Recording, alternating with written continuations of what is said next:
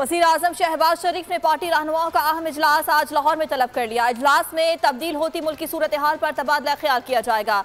ज़राए के मुताबिक इजलास में पंजाब असम्बली में तहरीक अदम एतमाद पर बातचीत की जाएगी और इजलास में इमरान खान की असम्बलियों से इस्तीफे के ऐलान पर भी गुफ्तगू की जाएगी।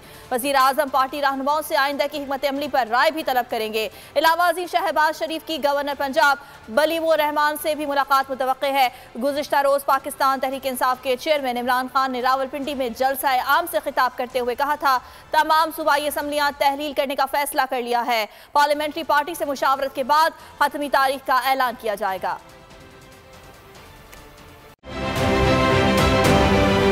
आप ये समझें, ये जो हक है ना, हक पे खड़े रहना और हक को बोलना, ये दूर से लगता है तन्हा हो गए लोग। आप खान साहब को देखें, तन्हा दिखाई देने, सारी जमातें मिलकर उनके खिलाफ हैं, लेकिन आज भी पाकिस्तान की आवाम उस हक की आवाज़ के पीछे जो है 80% से ज़्यादा आवाम उनके साथ है। सेम एग्जैक्टली इसी तरीके से बोल की कहानी है भाई, बिल्कुल अलग आपको तन्हा दिखाई देगा, हर जगह आपको खड़ा हुआ नजर आएगा, हटेगा नहीं किसी चीज़ से। और उसके साथ भी 80% आवाम अगर आज आप देखें तो उसे बोल दिख रही है।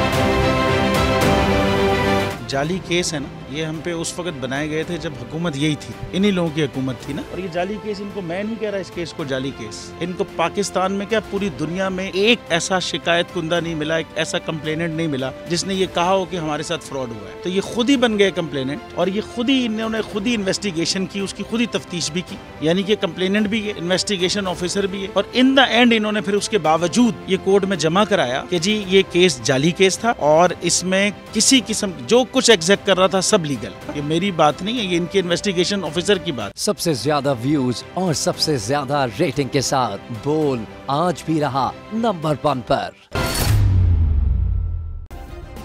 सब्सक्राइब करें और बेल दबाएं ताकि कोई खबर रह न जाए।